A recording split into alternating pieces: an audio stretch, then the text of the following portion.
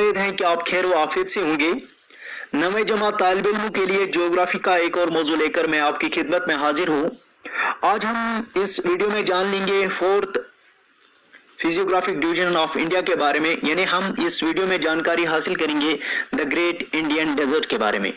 जी हाँ दोस्तों, इस वीडियो में हम जान लेंगे कि ग्रेट इंडियन डेजर्ट की लोकेशन कहाँ पे है, इसका क्लाइमेट क्या है, इसकी वेजिटेशन कवर क्या है और इसका लैंड फॉर्म कैसा है। ओके, तो before going to deal with the great Indian desert हमें कुछ टर्म्स का जानना बहुत ही जरूरी है, जैसे कि डेजर्ट किसको कहते हैं। पहले जान लेते हैं कि डेजर्ट किसको कहते हैं।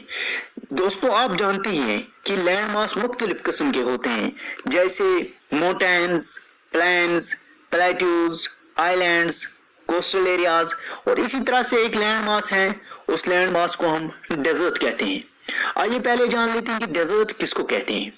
वो लैंड मास जहां पे हमें सैंडी सॉइल मिलती है, यानी जो सॉइल होती है वो मोस्टली सैंडी होती है और लिटिल रेनफॉल होता है और वेजिटेशन कवर जो होता है वो बिल्कुल कम होता है, और उस लैंड मास को हम नाम देते हैं डेजर्ट।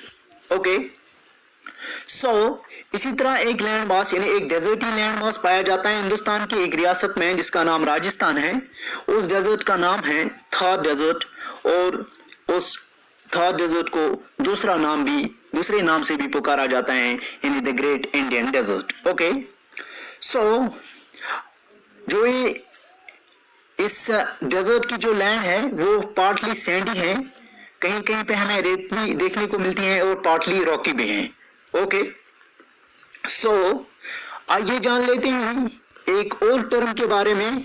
वो टर्म है कि एरिड रीजन। एरिड रीजन किसको कहते हैं। जी हाँ दोस्तों, जो ये मैं पहले टर्म्स की बात कर रहा हूँ, ये इससे आपको आसानी होगी वीडियो समझने में, ये लेक्चर समझने में। ओके, एरिड रीजन वो रीजन होता है जहां पे जो अवेलेबिलिटी ऑफ वाटर जो है, यानी स्कैर्सिटी ऑफ वाटर देखने को मिलती है, उस रीजन को हम एरिड रीजन कहते हैं। ओके, और एरिड क्लाइमेट उस क्लाइमेट को कहते हैं जो हॉट और ड्राई होता है, ठीक है ना, जो खुश्क और गर्म होता है, उस क्लाइमेट को हम एरिड क्लाइमेट कहते हैं। आइए बात करते हैं अब इंडियन डेजर्ट के बारे में।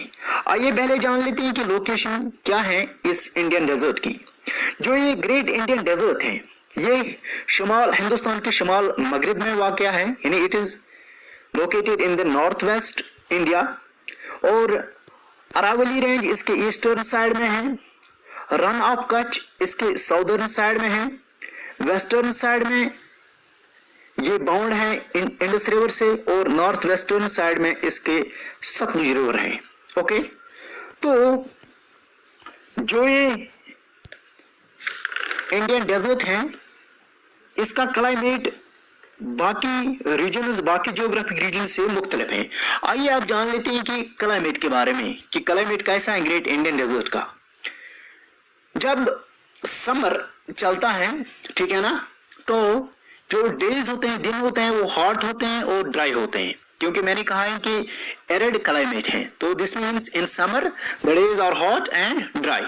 ओके, सो जो ये डेजर्ट है आपने जाना है कि ये सैंडी सॉइल से कवर्ड है, यानी इसकी जो सॉइल है वो मोस्टली सैंडी है, ठीक है ना, कहीं कहीं पे रॉकी भी मिलती है। ओके, तो दोस्तों आप जानते हैं कि जो सैंड होती है इसकी एक कैपेसिटी होती है, इसकी एक खासियत होती है कि ये एब्जॉर्ब करती है हीट रेज वेरी फास्ट और रिलीज भी करती है वेरी फास्ट। ओके, सो हम कह सकते हैं कि जो सैंड जो होती है, ठीक है ना, ये रेतीली जमीन जो होती है, इसकी एक खासियत होती है कि it absorbs heat radiation very fast and release it too fast. Okay, so जब दिन में दिन में जब हीट रेडिएशंस, जो इंफ्रारेड रेडिएशंस पड़ जाती हैं कहां पे, इस रेतीली जमीन पे, इस सैंडी सॉइल पे, तो जो सैंड होता है it absorbs it very fast during the day time, और रात के दौरान इसको ये रिलीज करती हैं, यानी वापस छोड़ती हैं, ठीक है ना, इस गर्मी को, इस तपिश को ये वापस छोड़ती हैं। कौन? रेतीली जमीन, ठीक है ना, रेत।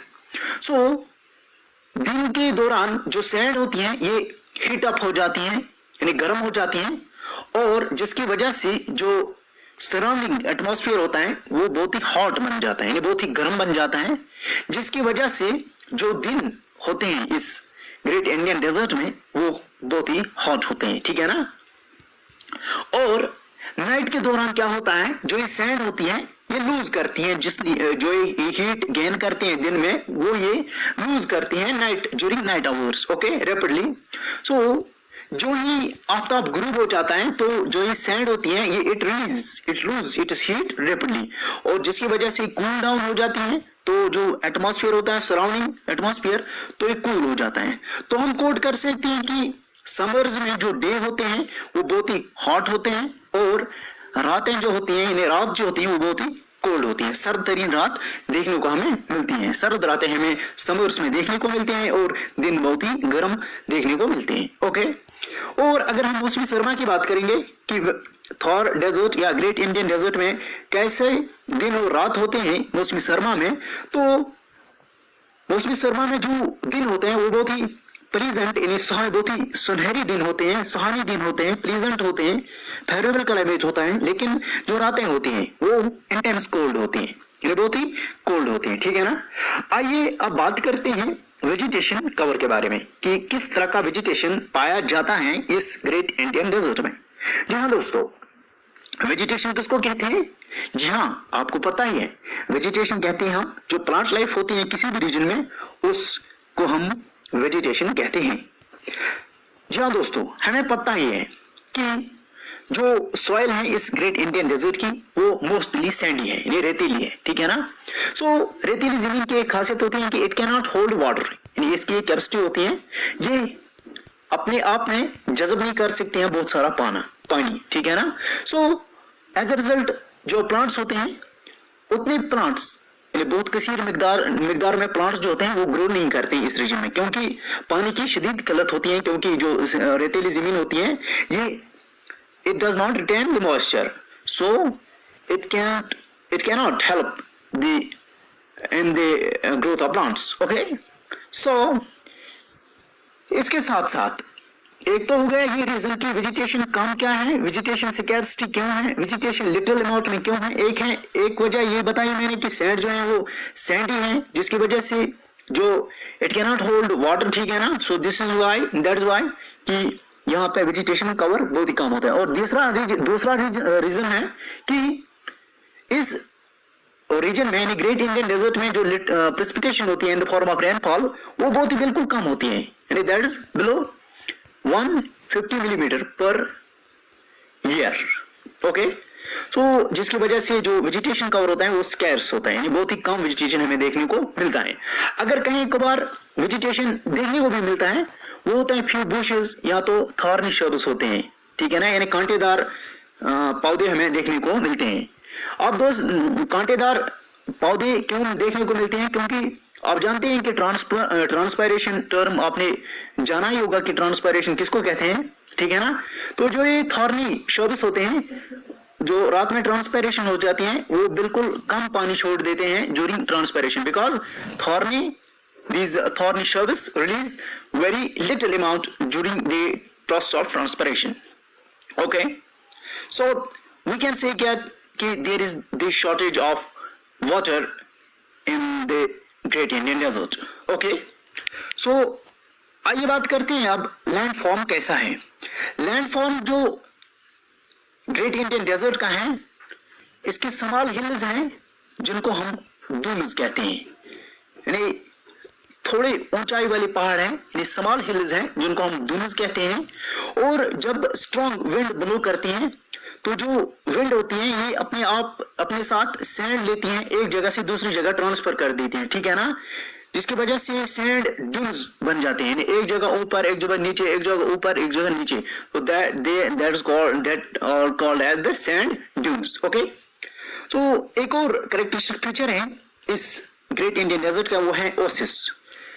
सो ओसिस जो है ये एक प्लेस है इस ग्रेट इंडियन डेजर्ट में जहां पे कि अंडरग्राउंड पानी जो है वो ऊपर आ जाता है और सरफेस ऑफ द लैंड पे जमा हो जाता है और उसको हम ओसिस कहते हैं, ठीक है ना। ओसिस आप समझ लीजिए कि एक जगह है इसी ग्रेट इंडियन डेजर्ट में जहां पे कि अंडरग्राउंड वाटर comes up, ठीक है ना, on the surface of the land. Okay, so such an area is called, उस एरिया को हम नाम देते हैं ओसिस. ओके, तो इस ओसिस की वजह से जो ये अंडरग्राउंड पानी जो ऊपर आ जाता है on the surface of the land, ये जो एडजॉइनिंग एरियाज होते हैं उनकी लैंड इस ओसिस, इस अंडरग्राउंड वाटर ऊपर आने से लैंड फर्टाइल हो जाते हैं, ठीक है ना. तो जिसकी वजह से कुछ प्लांट्स ग्रो कर सकते हैं इस रीजन में, जैसे किकर, बबूल एक्स्ट्रा. ओके, और ये जो ओसिस हैं यही सोर्स ऑफ फ्रेश वाटर हैं जो कि पीपल पॉपुलेशन रिजाइड करते हैं, जो कि लोग रहते हैं इस ग्रेट इंडियन डेजर्ट में, उनके लिए ये ओसिस जो हैं, ये जो अंडरग्राउंड वाटर जो कि जमीन के सरफेस पे आ जाता है, ठीक है ना, तो ये उनके लिए, उन लोगों के लिए फ्रेश वाटर का जरिया बन जाता है. ओके, सो यहाँ पे अगर हम आबादी की बात करेंगे तो आबादी भी बिल्कुल कम है, ठीक है ना, क्योंकि स्कैर्सिटी ऑफ वाटर है, ठीक है ना. तो आप जानते हैं कि population is directly proportional to the water. जहाँ पे पानी बहुत मिलता है तो वहाँ पे लोगों की भी कसीर तादाद देखने को मिलती है, क्योंकि लोग जो हैं वो मोस्टली, जो इंडियन जो पॉपुलेशन है that are mostly agrarian, that is they are associated with agricultural activities. So we know that agricultural activities are directly associated with the amount of water present in the area. So here population is also very small. Okay, एक और point add मैं कर लेता हूं कि world 7th largest desert है great Indian desert. Okay, और आपको ये जानकर बहुत ही हैरानी होगी कि 85% जो इस डेजर्ट का एरिया है वो हिंदुस्तान में पाया जाता है, और 15% जो इस ग्रेट इंडियन डेजर्ट का एरिया है वो पाकिस्तान में पाया जाता है. उम्मीद है कि आपको वीडियो पसंद आने के साथ साथ समझ भी आया होगा. आप अपना ढेर सारा ख्याल रखिएगा, मुझे अपने दुआओं में याद रखिएगा. अल्लाह निगहबान.